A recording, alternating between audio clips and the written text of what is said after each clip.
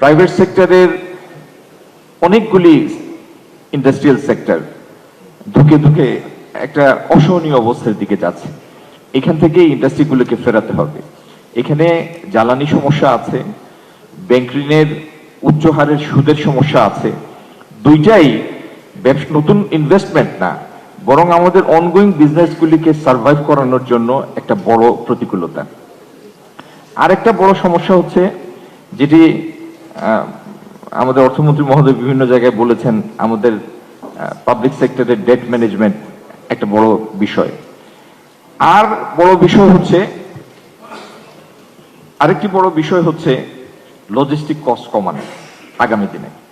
তো এই চ্যালেঞ্জগুলি নিয়ে আমি আজকে আশা করেছিলাম যে প্রাইভেট সেক্টর যখন প্রস্তাবনাগুলি আনবে, সেই ক্ষেত্রে তাদের স্পেসিফিক সেক্টরের relief at the same time national Exchequer কিভাবে আরো এনরিচ হবে, একসাথে দুই জিনিসটা বিবেচনায় রেখে প্রপোজালগুলি আসবে।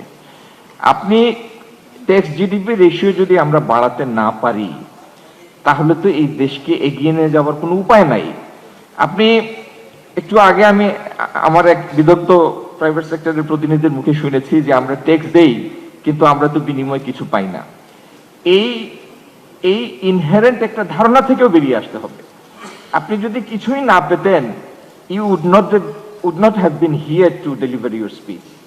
আপনার এই নিরাপত্তা নিশ্চিত করাটাও যারা সরকারি ব্যবস্থাপনায় আছেন তাদের কাজের একটা অংশ। যেহেতু এটা মানে ইনহেরেন্ট, সেই জন্য আমরা এটা ফিল করি না। প্রত্যেকটা আমরা চাইবো আগামী দিনে আজকে যেখানে আছি সেইখান থেকে উপরের ধাপে যাওয়ার, পরবর্তী লেয়ারে যাওয়ার, হায়ার টিয়ারে যাওয়ার। তো যাই হোক, আপনাদের মূল্যবান পরামর্শগুলি আমাদের এনবিআর চেয়ারম্যান নোট করেছেন, মাননীয় অর্থমন্ত্রী মহোদয় মন দিয়ে শুনেছেন। কতগুলি সেক্টরের কথা আমি বলি, বিশেষ করে আমাদের জুয়েলারি সমিতি, তাদের সাথে কয়েকদিন আগেও আমার কথা হয়েছে। এই এন্টায়ার গোল্ড বিজনেস, আমি কালো সাদার আলাপে যাব না, কিন্তু পাবলিক পারসেপশন যেটি, এটাকে সাদা অর্থনীতির ভিতরে নিয়ে আসতে হবে এন্টায়ারটাকে। এবং আমি মানে এটা খুবই একটা উল্লেখযোগ্য কথা যে আমার পাশের দেশ যদি $52 বিলিয়ন এক্সপোর্ট করতে পারে এই অর্নামেন্টস থেকে, একই সময়ে একই অবিচ্ছিন্ন ভূখণ্ডে শুরু হওয়া এই শিল্প, আমার এখানে সেই পটেনশিয়াল কেন আমি হারনেস করতে পারবো না? কেন আমি অন্তত $12-14 বিলিয়ন এক্সপোর্ট আনতে পারবো না? কোনো কারণ নাই।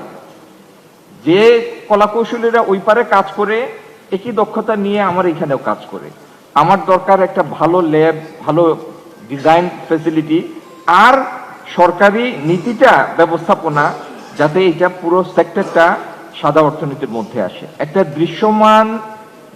দৃশ্যমান অর্থনৈতিক বড় অপারেটরগুলির মধ্যে একটা এন্টায়ার সেক্টর দৃশ্যত কালো অর্থনীতির মধ্যে আছে, এটা কোনো হেলদি প্র্যাকটিস না।